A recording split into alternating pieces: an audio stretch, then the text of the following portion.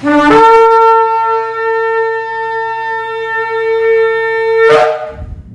Shalom a todos. Esta es la congregación Beit Tefilá desde el sector Candelaria en Arecibo, en la carretera número 2, celebrando un Shabbat más delante de la presencia del Poderoso. Esta que le habla es la Roa y la doctora Maritza Rivera. Estamos aquí para estudiar la parashá número 17, la parashá Yitro, la cual tiene en español significa Jetro. Muchos han leído sobre ella que es Jetro. Esta parashá se encuentra en el libro de Shemot, en el libro de Éxodo, en el capítulo 18, versículo 1, al capítulo 20 y versículo 26. Hacemos una introducción de lo que nos habla estos capítulos y nos dice que el suegro de Moshe, Yitro, oye sobre los grandes milagros que Yahweh hizo por el pueblo de Israel, viene desde Midian hasta el campamento israelita, trayendo consigo la mujer de Moshe y sus 2 hijos, así por ahí. Y Yitro aconseja a Moshe nombrar una jerarquía de magistrados y jueces para ayudarlo en la tarea de gobernar y administrar justicia a la gente. Y los hijos de Israel acampan frente al monte Sinaí, donde son informados que Yahweh los ha elegido como su nación de Coanim, nación Kadosh. Las personas entonces responden clamando: todo lo que Yahweh dijo, lo haremos. Y en el 6º día del tercer mes de Simán, 7 semanas luego del Éxodo, toda la nación de Israel se reúne al pie del monte Sinaí, y Yahweh desciende sobre la montaña en medio de truenos, rayos, humo y los sonidos del shofar, y manda a Moshe ascender. En donde entonces Yahweh proclama los 10 enunciados, las 10 palabras o los 10 mandamientos, como se conocen, mandando al pueblo de Israel a creer en Elohim, a no adorar ídolos o mencionar el nombre de Yahweh en vano, a observar el Shabbat, a honrar padre y madre, a no matar, a no cometer adulterio, a no robar, a no dar falso testimonio ni desear la propiedad del prójimo. Y la gente le dice a Moshe que la revelación es demasiado fuerte para ellos poder soportarla. Entonces les ruegan que reciba la Torah de Elohim y luego él se la transmita a ellos. Esto es lo que prácticamente hay en estos capítulos.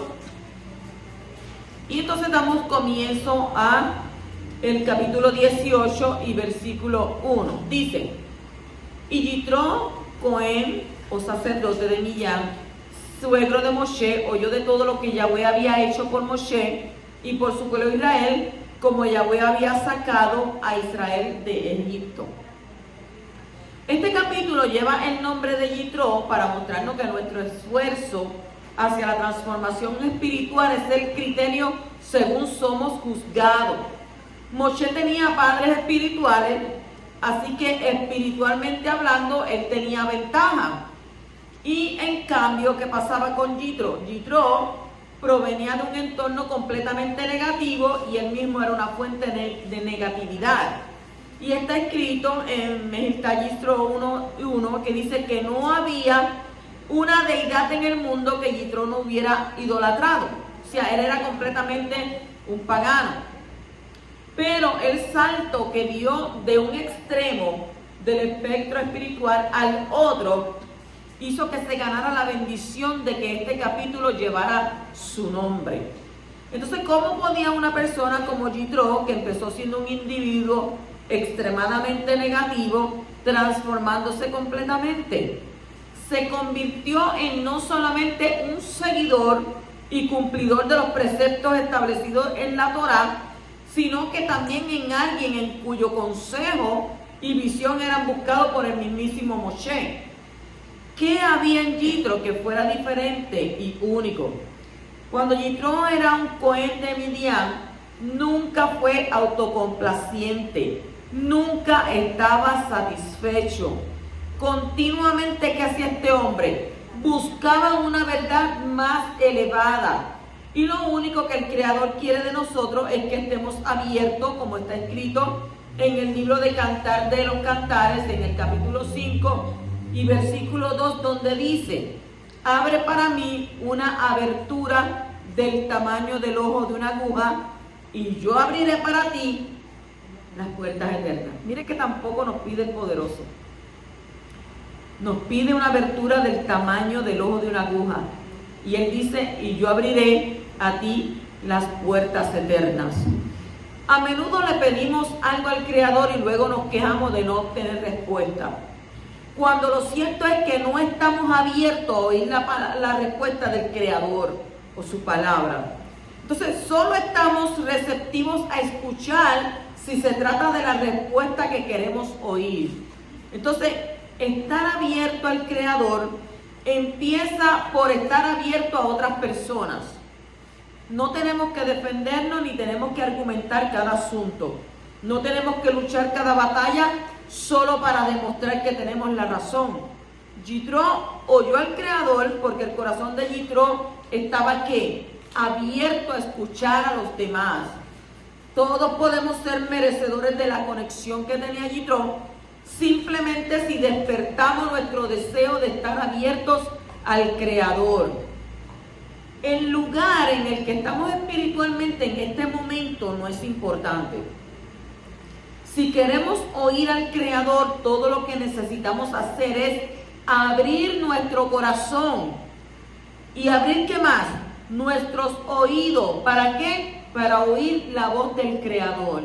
Entonces Rashi dijo que Jitro vivía en la compañía del poder y honor más grande de su tiempo, pero su corazón le impulsó ¿a dónde? Al árido desierto para buscar y escuchar las palabras de la Torá. ¿Por qué pasó todo esto? Porque él abrió su corazón. Se escuchó todas las grandezas que el poderoso había hecho para sacar a su pueblo de Misrayim. Y usted lo único que tiene que hacer, como dice la Escritura, Shema, escuchar. Y no solamente escuchar y practicar. Porque de nada sirve, ¿verdad?, que seamos, como dice la Torá, oidores olvidadizos. Entonces, yo te dije esto cuando tú me dijiste eso. Y estamos viviendo eso porque la gente anda ¿qué? Despistada. La gente no anda poniendo la atención. ¿Cuántos dicen amén a eso?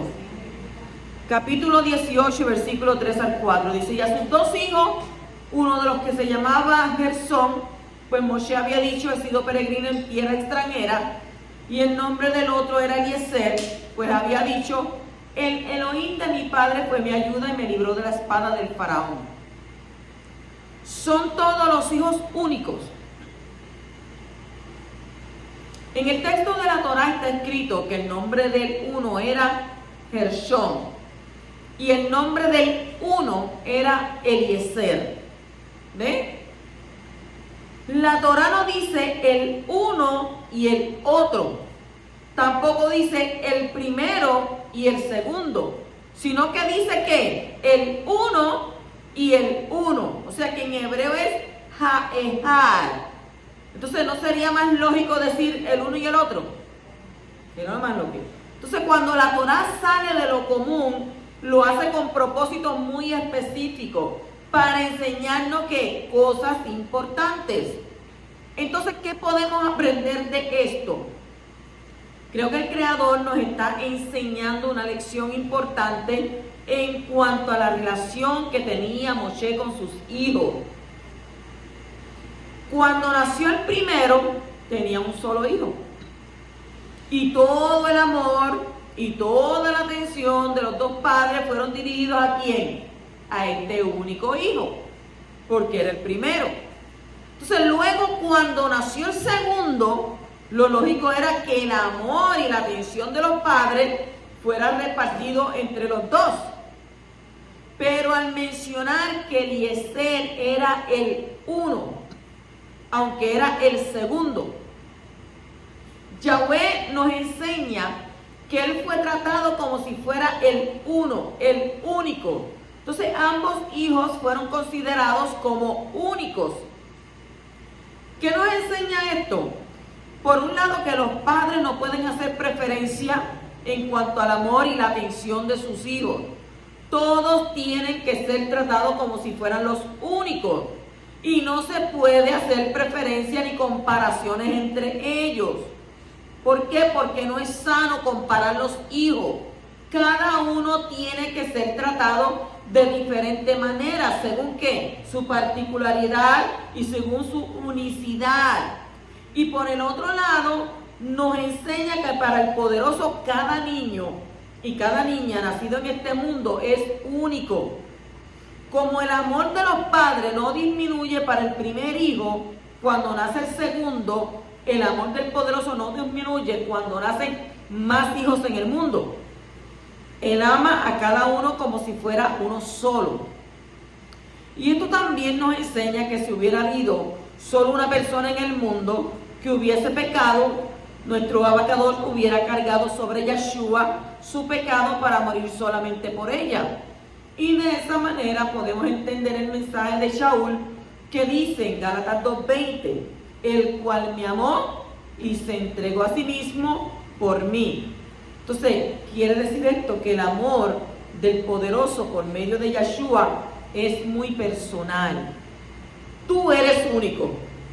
Nos tenemos que considerar que único. Nuestras huellas digitales son únicas. No las tiene nadie. Por tanto, tú te conviertes en un ser único. Y Yahweh no te ve como uno entre masa grande de gente. Él te ve como si fueras el único hijo suyo. Y eres muy importante para Él. Así que no te puedes despreciar porque para Abba tú eres único.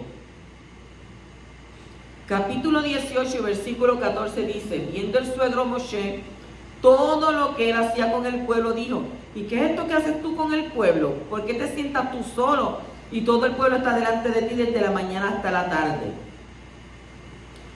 Yitro estaba en el campamento de los israelitas cuando presenció la devoción de Moshe para cuidar de su pueblo.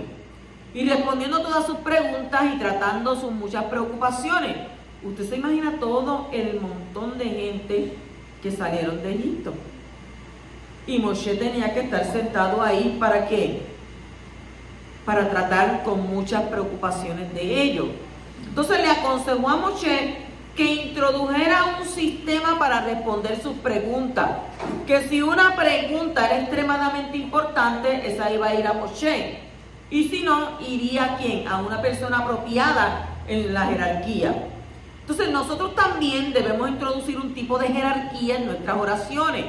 En Shabbat, nuestras oraciones tienen que enfocarse en ideas más elevadas e importantes que durante el resto de la semana, porque usted está guardando ¿qué? Guardando el Shabbat. Y ahí el poderoso contesta, porque usted está en obediencia en ese día.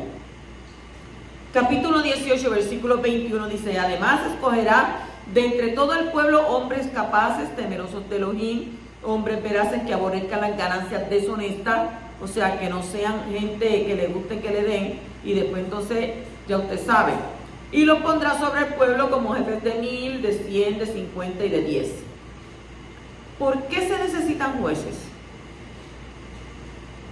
¿Por qué se necesitan jueces? El hombre tiene una inclinación buena y una mala dentro de sí. Y la inclinación mala es egoísta y solo busca sus propios beneficios. Y por causa de la inclinación mala surgen conflictos y guerras entre los hombres. Y ahora sabemos, ¿verdad?, cuántas guerras están alrededor de nosotros, que ya están a punto unas de explotar y otras que Israel ahora mismo está llevando a cabo. Mientras haya una inclinación mala en el hombre, van a haber conflictos entre las personas. Los que tienen más de un hijo, pronto se van a dar de cuenta que el hombre nace egoísta.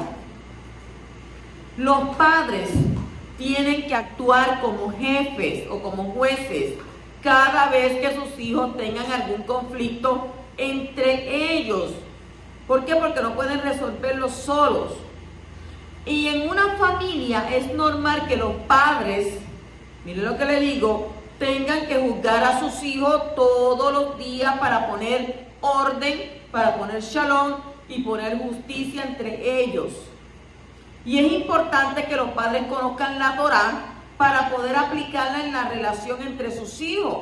No se puede permitir el abuso, la violencia, el hurto, el lenguaje feo y demás comportamientos malignos en los niños. Los padres tienen la responsabilidad de corregir todo comportamiento que no esté de acuerdo con la Torah en sus hijos. Y por eso no es bueno dejar a los hijos en manos de otros hasta que los niños hayan pasado varios años en un ambiente de casa donde la Torah rige y donde hay una atención personal para cada hijo mucho mejor que en una guardería, en un daycare o un centro de cuidado, como usted le quiera llamar. El sistema de jueces es necesario en la familia y en la sociedad. Cuando hay conflicto entre las personas que ellas no pueden resolver solas, hace falta ¿qué? Un juez que dicte una sentencia justa. Y el juez está puesto sobre los ciudadanos en lugar del Todopoderoso. Lo que el juez dicte tiene que ser respetado como si hubiera venido directo del Shamay. Y la única ocasión cuando no se puede obedecer la sentencia de un juez, dígame, es cuando no sigue las normas de la Torah. Por eso es muy importante que un juez entienda su responsabilidad para poder juzgar según la justicia y no según sus propios criterios personales. Cuando Moshe fue aconsejado por su suegro Yitro a constituir jueces sobre el pueblo, no era suficiente que los jueces fueran capaces, lo que implica tener ¿qué? Cualidades de ¿qué? De liderazgo, cualidades de administración, sino además de eso que fueran temerosos del Todopoderoso. Y la cualidad de temor del cielo es sumamente importante a la hora de juzgar. Un juez que no teme al cielo se vuelve corrupto y se vuelve caprichoso. Además tenían que ser ¿qué? Hombres veraces, aborrecedores de la mentira. No todo el mundo puede ser juez. No todo el mundo. Entonces la última cualidad de un juez es que tenga aborrecimiento a las ganancias deshonestas, a la corrupción. Yo te voy a dar tanto, aunque este es inocente, pero lo vas a meter preso. Ya bueno está ahí en el asunto, en eso, cuando eso sucede. Entonces toda nación necesita este tipo de jueces. ¿Para qué? Para que haya justicia y shalom en la sociedad. Cuando el Mashiach instruye a sus discípulos a no juzgar, lo hace desde el punto de vista de la relación personal. En nuestra relación con el prójimo no está permitido juzgar al otro, pero ese no es el caso de un tribunal. El contexto de Mateo 7, Matitillá 7, habla de juzgar sobre los errores que uno ve en el prójimo. Entonces, cuando uno señala los errores del prójimo, normalmente es una evidencia de que uno mismo tenga esos defectos en mayor escala. Y el que se molesta, como dice, por la mota en el ojo de su hermano, es que él tiene una viga en su propio ojo. En la relación personal hay que ser muy cuidadoso de no juzgar sobre lo que uno piensa que son los motivos del prójimo. Y normalmente no se sabe la razón detrás de los comportamientos de los demás. Solamente Yahweh conoce los motivos del corazón y allí no tenemos el derecho de juzgar ni en el nivel personal ni en un tribunal humano. Un tribunal humano solo puede juzgar hechos concretos, no los motivos ni las cosas ocultas. Lo que el hombre hace en secreto dice que va a ser juzgado por el tribunal celestial que todo lo ve. Pero las cosas concretas pueden y deben ser juzgadas por un tribunal humano siguiendo las normas establecidas por la Torah para ellas. Así que el poderoso, ¿verdad?, levante jueces maduros entre nosotros que puedan juzgar correctamente y poner justicia y shalom en el pueblo. Que no sean jueces corruptos, porque en muchas cárceles hay gente inocente. ¿Por consecuencia de qué? De jueces corruptos. En el capítulo 18 y versículo 25 dice: y escogió Moshe hombres capaces de entre todo Israel, y los puso por cabezas del pueblo, como jefes de 1000, de 100, de 50 y de 10. ¿Qué posición tiene el liderazgo? ¿Qué posición tiene el liderazgo? La Torah dice que cuando Moshe escogió hombres para ser jueces en Israel, los puso sobre el pueblo. Esto nos enseña que una persona en autoridad tiene una posición por encima de un ciudadano común. Y esta posición no la tiene en cualidad de persona, sino en cualidad de juez. Cuando ejerce la función de juez, está por encima del pueblo. Pero cuando no ejerce esa función, está en el mismo nivel del pueblo. Esto nos enseña que hay una diferencia entre posición y valor. Todos los hombres tienen el mismo valor, pero no todos tienen la misma posición. Entonces la posición no hace una persona más que la otra, pero sí su función está por encima de los demás. Entonces esto es importante reconocer esto en estos días, cuando la rebeldía y la eliminación del respeto a las autoridades se está propagando por todo el mundo. Todos los jueces que Moshe Rabbeinu, nuestro maestro, puso sobre el pueblo, no tenían la misma responsabilidad. Algunos tuvieron la autoridad sobre 1000, otros sobre 100, y otros sobre 50 y otros sobre 10. ¿Qué nos indica esto? Que no todos tenían la misma capacidad de liderazgo y cada uno recibió un área de responsabilidad según su capacidad. Y así tiene que ser en una administración correcta, la persona correcta en el lugar correcto. Cuando no hay líderes capaces o cuando una persona ocupa un lugar de autoridad sin estar capacitada para ello, el pueblo sufre por una mala administración. Eso no hay que ver, ¿verdad? Esto lo podemos ver hoy en día. Sabiduría es hacer las cosas de la mejor manera, y Moshe hizo bien al escuchar el consejo sabio de su suegro. Así que el pueblo fue bendecido y fue aliviado. Por tanto, tenemos que respetar las autoridades que están por encima de nosotros y oremos por todas las autoridades que hay para que puedan ejercer su función correctamente. Usted sabe que en los tribunales, en la policía de Puerto Rico, en la policía municipal, hay personas que están tan cargadas que a la hora de juzgar, usted sabe que hay muchos que hacen, cometen errores, envían inocentes a la cárcel. Si ese día el guardia se levantó enojado, aquello, lo otro, y tú te le pasaste por el lado, nada más que porque cruzaste una rayita, tienes $500 de multa. Y no me discutan. Entonces, por eso estamos viendo, ¿verdad?, que en esta isla de Puerto Rico las situaciones están llegando a una, vamos a decirle, a una maldad tan extrema, a una falta de respeto, porque ya la autoridad, a los policías ya no le están respetando. ¿Por qué? Porque hubieron muchos que hicieron que esto hoy en día estuviese pasando. Faltaban el respeto y entonces la gente ya le ha perdido el miedo. Y no el miedo, porque debería ser temor, ¿verdad? Porque acuérdense que si el policía te lleva al tribunal, ahí en el tribunal te tiene que enfrentar al juez. Y ahí el juez va a decidir dónde tú vas a estar. Si estás en la libre sociedad o estás encerrado como un pájaro. Entonces nadie quiere estar encerrado como un pájaro, ¿verdad? Porque usted no lo ve de esta manera, pero la libertad es preciosa. El usted poder salir, el usted poder moverse, el usted poder ir aquí, ir allá.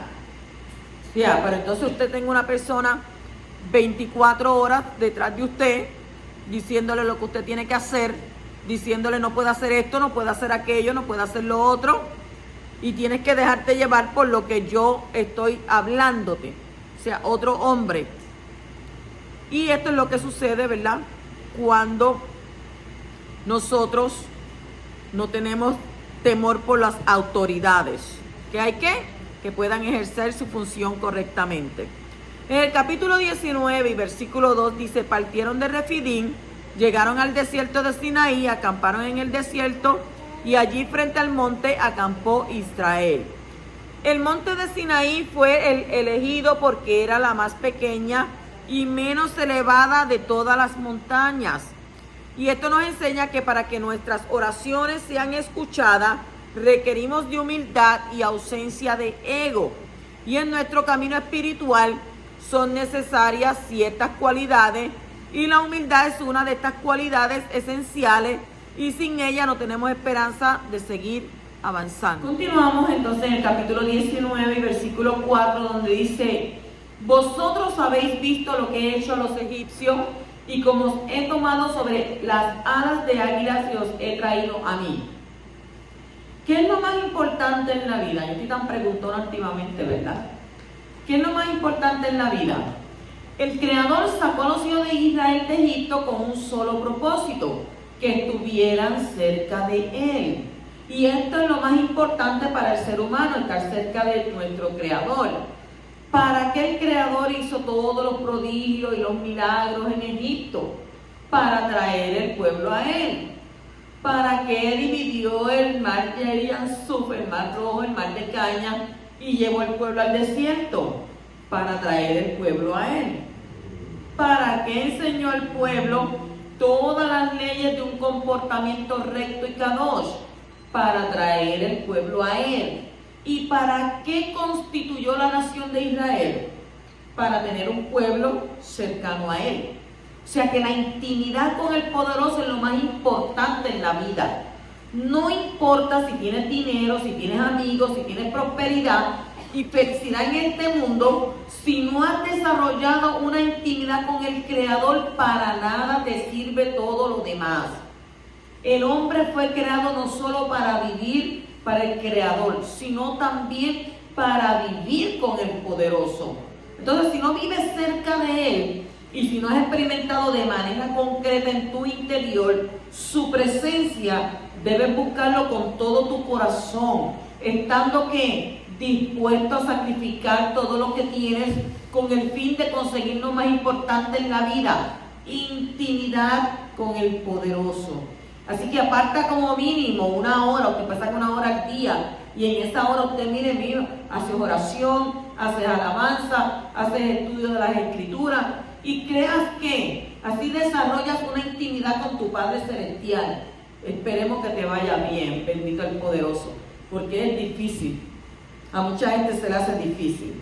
Yo me pongo a estudiar y a veces se me van 5 horas y es como si no, yo digo, pero 5 horas yo no he terminado, yo no he hecho nada, esto es la mitad. Todavía estoy a mitad. Imagínense el que no estudia la Torá. Crea un desconocimiento.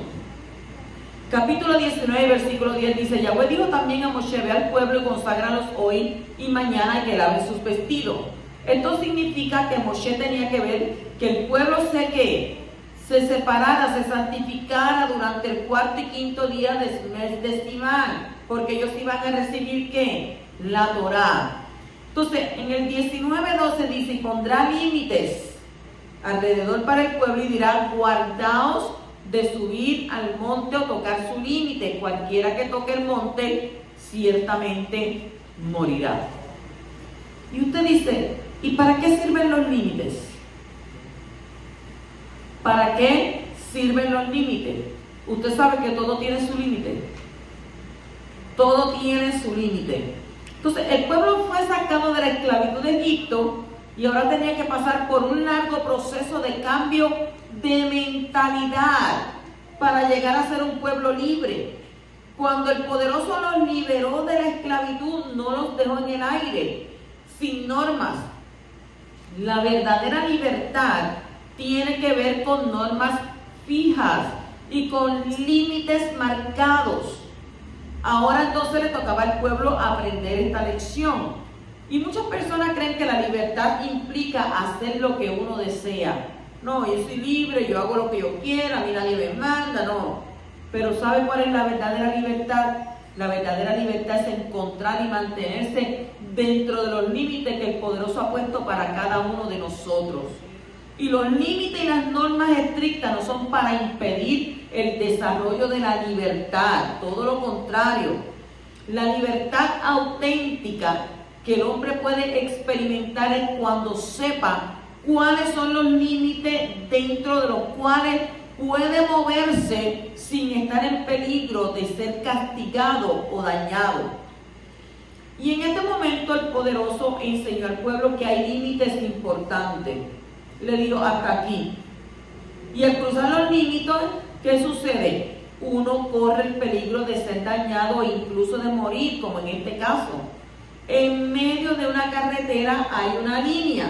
Y esa línea todo el mundo ve que es una línea divisoria entre las dos vías. ¿Qué te enseña eso a ti?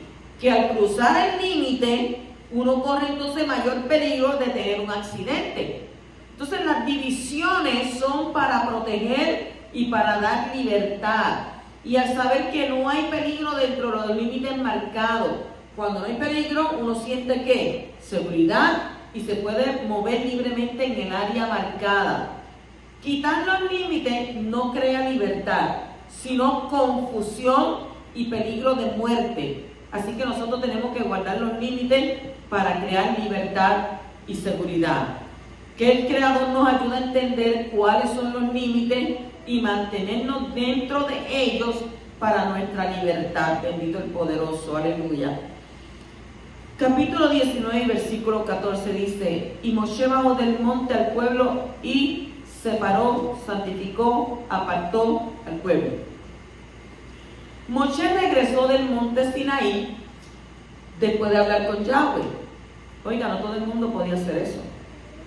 Moshe les dijo a los israelitas que Yahweh quería que pasaran 3 días preparándose para recibir la Torá.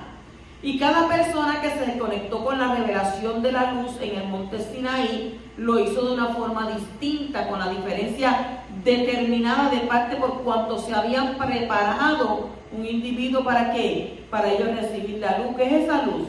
La Torá. Y en parte por el nivel espiritual que la persona ya había alcanzado. Lo que se iba a dar allí no era cualquier cosa. Era la palabra del poderoso. El capítulo 19, 17 nos habla: entonces Moshe sacó al pueblo del campamento para ir al encuentro de Elohim, y ellos se quedaron al pie del monte. Imagínese usted viendo toda esa espesura, toda esa oscuridad, todos esos rayos, todos esos chofán, esa bocina. ¿Quién se acerca? Es cuando comienza a tronar y la gente no sale para afuera. Ellos vieron cosas grandes. Este pueblo vio cosas grandes.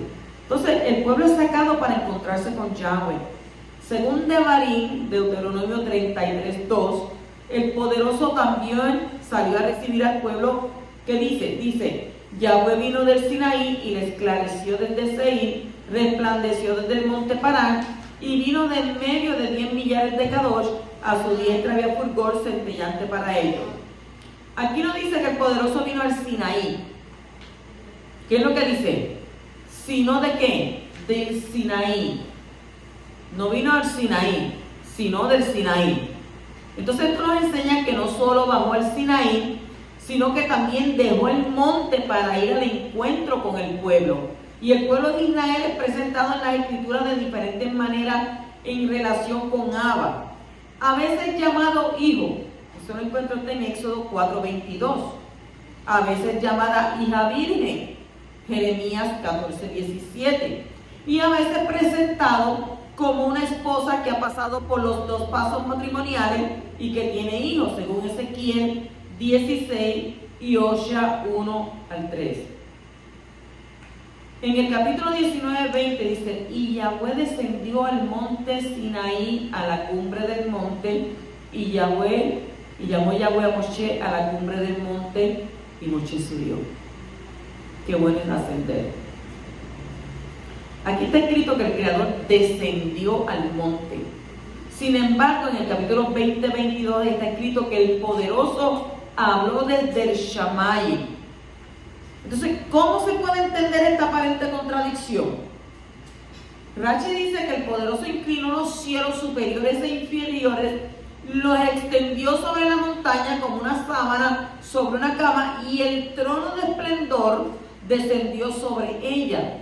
Y el infinito no puede ser definido por los parámetros del mundo creado, y por eso no puede ni subir ni descender.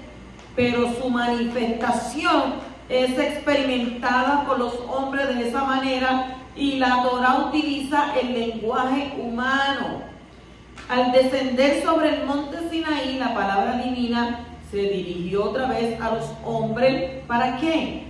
Para guiarlos, enseñándolos cómo Torah lo hiciera con la primera pareja en el huerto del Edén. Capítulo 19, 23 dice: Moshe dijo a Yahweh: el pueblo no puede subir al monte Sinaí porque tú nos advertiste diciendo, pon límites alrededor del monte y sepáralos, santifícalos o apártalos. Ahora Yahweh quiere que ellos suban. Pero Moshe que le dijo, no, pero ¿cómo va a subir el pueblo si tú mismo pusiste el límite? Lo que separa son los límites. El monte fue separado por los límites y la presencia del poderoso que estaba limitada dentro de esos límites, según Éxodo capítulo 29, versículo 43. Abba le puso límite. En el 19:24 dice, entonces Yahweh le dijo, ve, desciende y vuelve a subir, tú y Aarón contigo, pero que los Coanín y el pueblo no traspasen los límites para subir a Yahweh, no sea que él irrumpa contra ellos. Moshe podía acercarse más que Aarón, y Aarón podía acercarse más que los Coanín, y los Coanín podían acercarse más que el pueblo, y el pueblo no podía traspasar los límites. Mira eso. O sea que ahí está lo que estuvimos diciendo ahorita, autoridad. Cada uno tiene una mayor autoridad.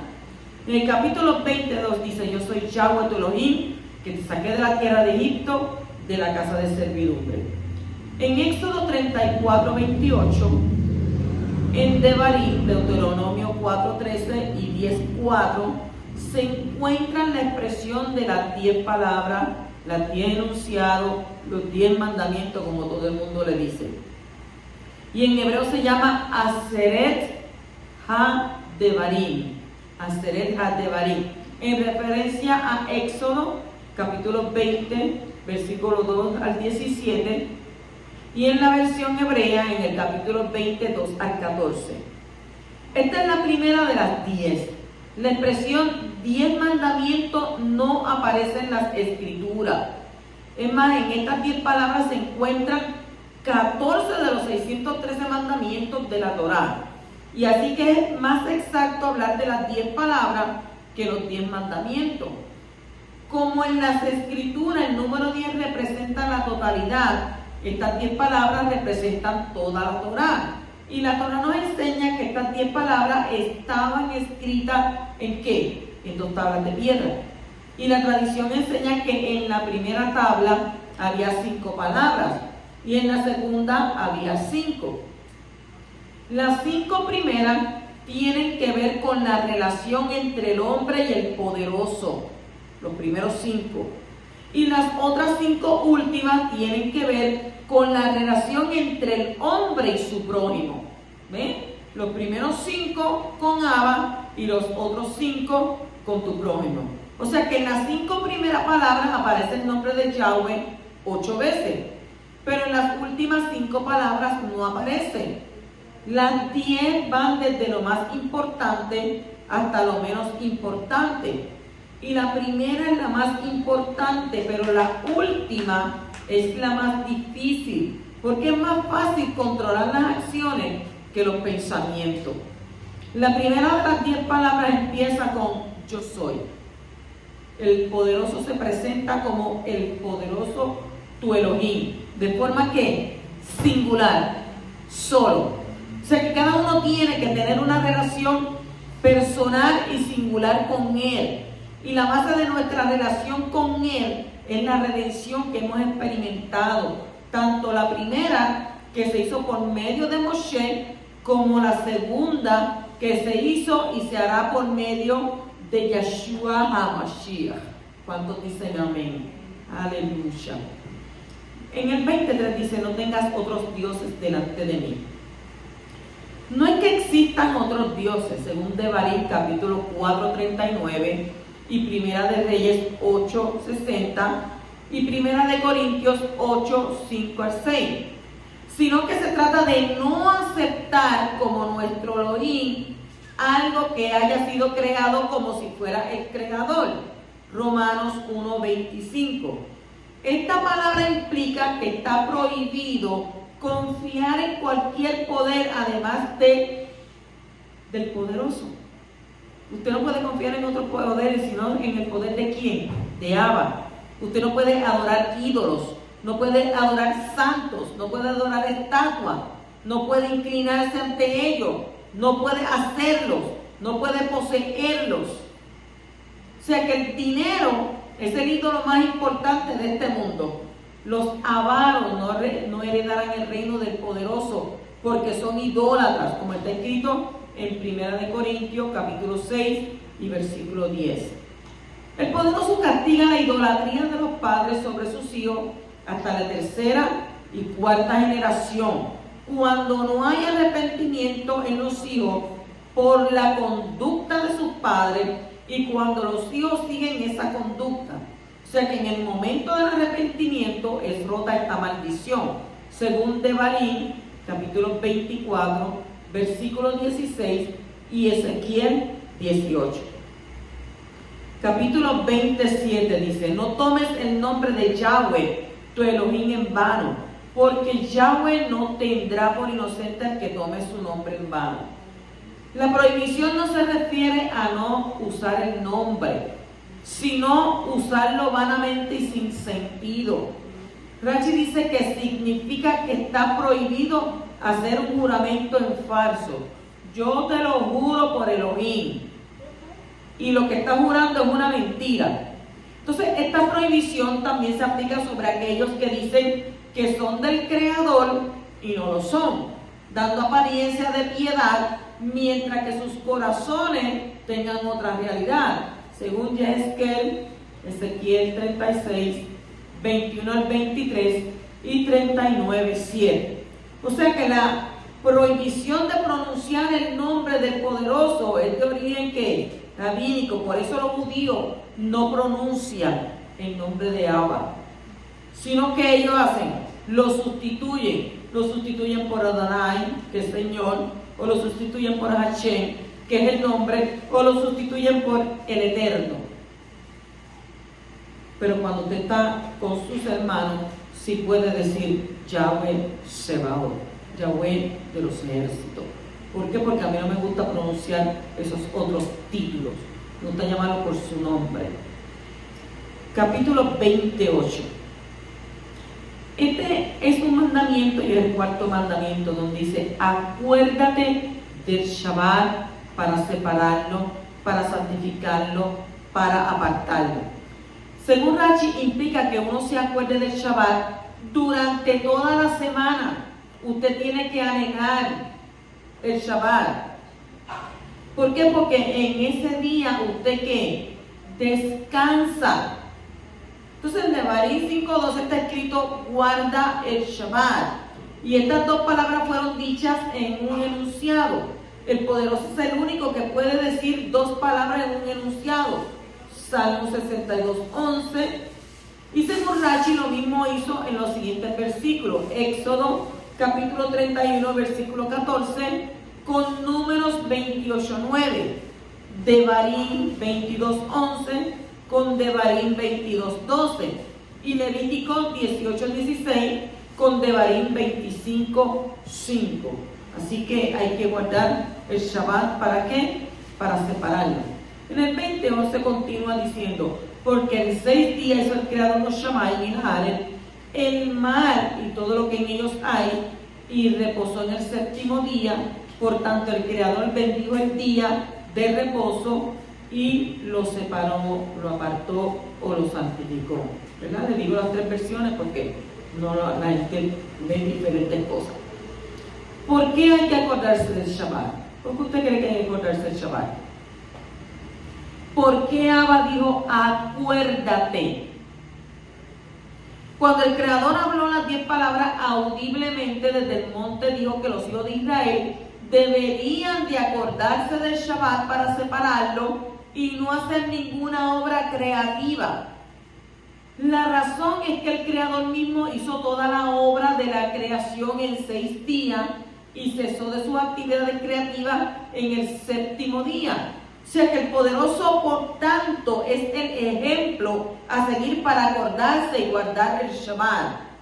Todos los hijos del poderoso están obligados a descansar en Shabbat, que es el 7º día de la semana, no otro día. Cuando usted le dice, usted tiene 6 días, oiga, tiene 6 días para trabajar.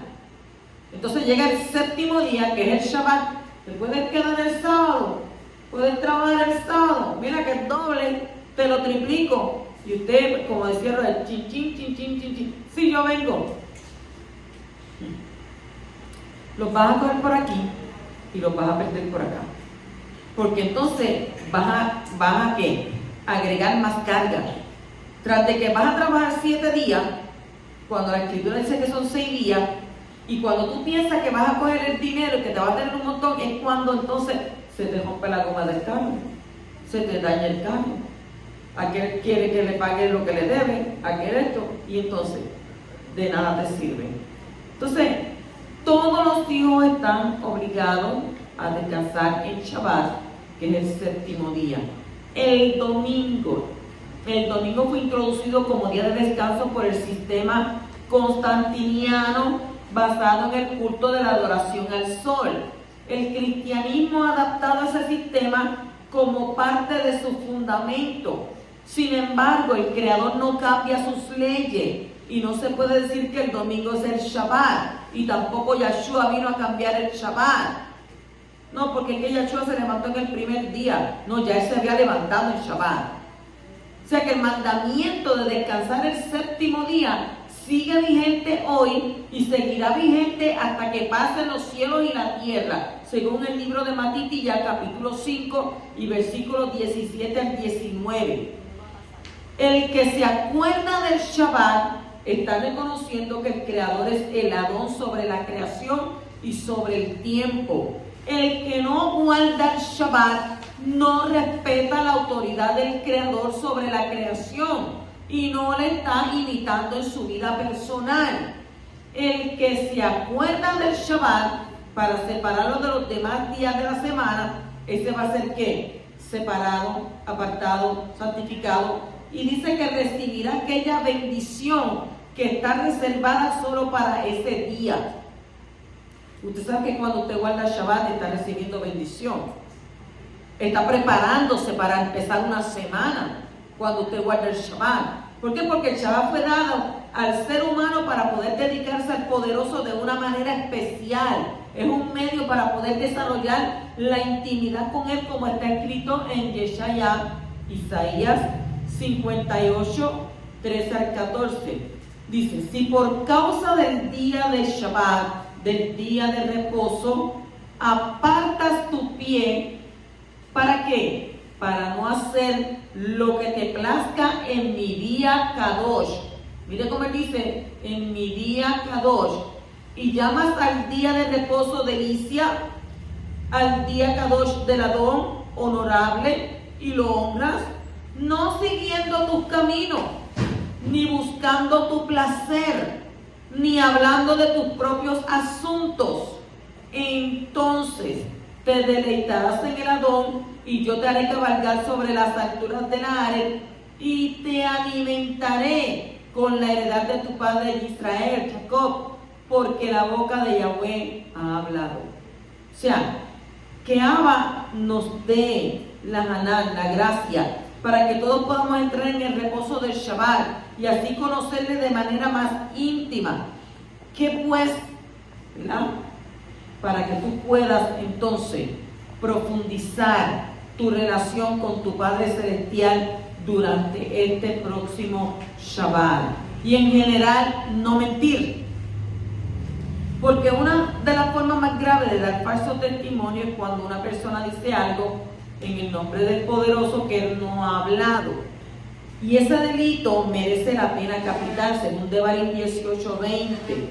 El falso testimonio conduce a la destrucción de la sociedad, causa que los inocentes sean castigados por algo que no hicieron, y también permite que se cometan robos, asesinatos, opresiones para luego escapar del castigo. Y el que testifica falsamente también trae destrucción al mundo. No hay que guardar el Shabbat, porque es que aquel dijo, estás hablando de algo que es una mentira, por tanto te dice, ¿verdad?, que no debes de mentir.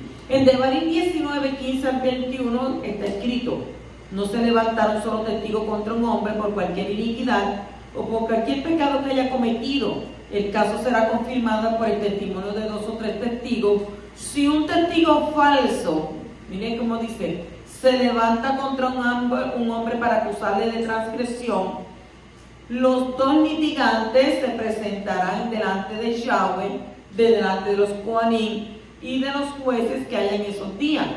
Y los jueces investigarán minuciosamente, y si el testigo es un testigo falso y ha acusado a su hermano falsamente, entonces le haréis a él lo que él intentaba hacerle a su hermano. Y dice que así quitarás el mal del medio de ti, y los demás oirán y temerán, y nunca más volverán a hacer una maldad semejante en medio de ti, y no tendrás piedad, vida por vida, ojo por ojo, diente por diente, mano por mano, pie por pie. Y en el Salmo 34, 2 al 13 también está escrito: ¿quién es el hombre que desea vida y quiere muchos días para ver el bien? ¿Qué dice? Guarda tu lengua del mal y tus labios de hablar engaño. En Proverbios 6, 16, 19 también dice: 6 cosas hay que odia Yahweh, y 7 son abominación para él. ¿De qué habla? De los ojos soberbios, de la lengua mentirosa, de las manos que derraman sangre inocente, un corazón que maquina planes perversos, pies que corren rápidamente hacia el mal, y un testigo falso que dice mentira, y el que siembra discordia entre hermanos. ¿Ves lo que dice? El que siembra discordia entre hermanos. Entonces, en Proverbios 12, 22, 19, 5 y 9, y 25, 18, ¿qué dice? Los labios mentirosos son abominación a Yahweh, pero los que obran fielmente son su deleite. El testigo falso no quedará sin castigo, y el que cuenta mentiras no escapará.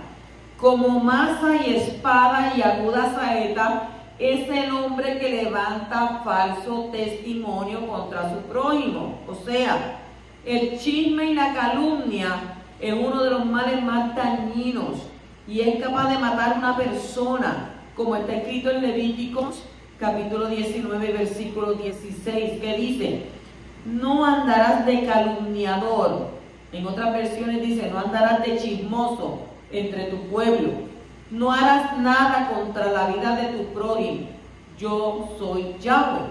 Y en Proverbios 10, 18 está escrito: el que oculta el odio tiene labios mentirosos, y el que esparce calumnia es necio. También en Revelación 21, 8 y 27 dice: pero los cobardes, los incrédulos, los abominables, los asesinos, los inmorales, los hechiceros, los idólatras y todos los mentirosos tendrán su herencia en el lago que arde con fuego y azufre, que es la muerte segunda, y jamás entrará en ella, o sea, la nueva Jerusalén, nada inmundo, ni el que practica abominación y mentira, sino que solo aquellos cuyos nombres están escritos en el libro de la vida del Cordero. ¿Cuántos anhelan eso? Aleluya. Capítulo 20, 17 dice: no codicies la casa de tu prójimo, no codicies la mujer de tu prójimo, ni su siervo, ni su sierva, ni su buey, ni su asno, ni nada que sea de tu prójimo. O sea, la codicia es querer algo que sea de otro. Eso es ser un codicioso. Y está prohibido hacer cualquier intento para obtener algo que pertenece a otro cuando uno mismo desea poseerlo. Y está prohibido convencer a alguien a vender algo que no desea vender por medio de presión, por medio, ¿verdad?, incluso si se dé el pago total. Que el deseo de tener las cosas de otro puede llevar a ¿qué? Puede llegar a la violencia y al asesinato, según Primera de Reyes, capítulo 21. Capítulo 20, 18 dice: y todo el pueblo veía las voces y las llamas, el sonido del cuerno y el monte que humeaba. Cuando el pueblo vio aquello, dice que temblaron, se mantuvieron a la distancia. Estas manifestaciones son muy similares a las que ocurrieron en Hechos capítulo 2, cuando fue entregado el Ruach de Kadoshá, el Espíritu Santo, a la novia. El texto hebreo dice que vieron las voces y las llamas. En Hechos 12 habla de que vinieron llamas de fuego y que se repartieron sobre cada uno de ellos y empezaron a hablar en diferentes lenguas. No es que decía taca taca tacutú y que sí o qué. No, hablaron en lenguas. Y no es Rambo saca la bazooka y Man Suzuki. Hablaron las lenguas de los hombres que estaban allí. Decían de Medo-Persa, que habían de Jerusalén, que habían de griego, que habían de Mesopotamia, que habían de diferentes lugares. Y esta gente estaban allí reunidos. Y entonces cuando recibieron el Ruach HaKodesh sobre ellos, ellos pudieron hablarle. Como usted ir a Estados Unidos y usted habla el inglés, ahí bien fácil. Ay, pero es que yo nunca había hablado inglés y es tan fluidamente que yo lo hablo y puedo entender a la persona. Eso fue lo que aconteció allí. Si tenemos lenguas cuando estamos en intimidad con el Poderoso y salen lenguas y nosotros hablamos, pero es el Espíritu hablando con qué? En el Espíritu, con el Abba. Capítulo 20 dice: y respondió Moshe al pueblo: no temáis, porque Yahweh ha venido para ponernos a prueba y para que su temor permanezca en vosotros y para que no pequéis. ¿Temer o no temer? Esa es la pregunta. ¿Temer o no temer? Después de la manifestación tremenda que hubo en el monte Sinaí, el pueblo tenía mucho temor del Creador. Yo hubiera tenido temor desde el principio, desde que antes de salir de Egipto, ya yo estuviera allí que mire, o sea, no hasta que llegaron ahí hasta el monte fue que ellos sintieron el temor hacia Abba. Entonces, un temor de muerte les había inundado de manera que ya no querían escuchar la voz audible del Poderoso desde el Shammai. Y por eso le dijo que no, Moshe le dijo: mira, pero no tengan miedo, no tengan temor. Porque usted sabe, no puede tener temor. Porque si tú haces las cosas bien delante de Abba, no tienes que tener temor. Porque la Torah fue hecha ¿para quién? ¿Para quién? Para el que le teme a Abba, para el que guarda sus preceptos. Fue hecha para aquel que no le teme, fue hecha para aquel que no obedece, fue hecha para castigar a aquel que se burla, aquel que miente, aquel que roba, aquel que no le importa nada. Para ese fue hecho la Torah, porque para el justo teme a Yahweh. Entonces, por eso Moshe les dijo que no temieran. Pero en la misma oración dice que Abba había venido con estas manifestaciones impresionantes para producir un temor permanente, no por un ratito, sino permanente en ellos, a fin de ¿qué? De guardarlos del pecado. Y en el texto hebreo aparece la misma palabra las dos veces. Por un lado, no debían temer, pero por el otro lado tenían que temer siempre ¿para qué? Para no pecar. Entonces, esto nos enseña que hay dos tipos de temor y que también hay un equilibrio que uno debe tener en cuanto al temor al Poderoso. Si hablamos de dos tipos de temor, podríamos explicarlo con dos palabras diferentes: miedo y respeto. No es bueno tener miedo del Creador, puesto porque eres amor, y el amor echa fuera ¿qué? El temor, echa fuera el miedo. Y por otro lado hay que tenerle tanto respeto que casi se convierte en pavor. Temer sí, pero sin temor. Entonces que el Poderoso infunda mucho temor en nuestros corazones para que no pequemos y que no tengamos nunca temor de acercarnos a Él como nuestro Padre Celestial. Shabbat Shalom.